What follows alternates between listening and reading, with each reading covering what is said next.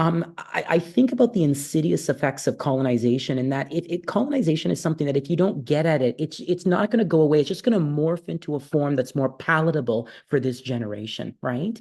And I find that sometimes, yes, there might be these spaces that seem to be more inclusive and want to have these conversations, but they still sometimes can be paralyzed by sort of a what do we do, right? And you don't really see, as we say, a lot of those action points. You know what I mean? That can, or sometimes these spaces don't involve, I find, still the communities in which they're trying to serve, right? So those community voices are not really at the table, right? So it's interesting. Sometimes you'll have these conversations and there'll be no community representation at the table that you're talking about, right? So I find that overall, I think that there is, there isn't a general acceptance to have these conversations.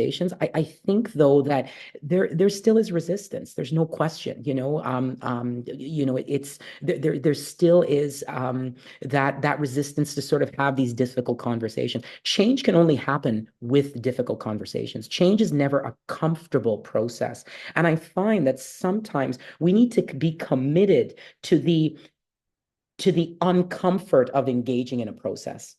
I can say I'm committed to a process. The question is, am I committed to the intrinsic sort of, I'm not going to feel well in that process. It's going to be uncomfortable. Can I commit to that? Right? It's easy to commit to the tenets of, let's say, fairness. But if it comes to me giving up something I want to give to somebody else to make it fair, that's really the question that we have to think about, right? So engaging in these uncomfortable dialogues. You know what I mean? That really, that's how we get that growth, right? We need to be able to have these conversations, and at times, because of the insidious sort of effects of colonization, systems and structures are not built to take those conversations and have them germinate into action.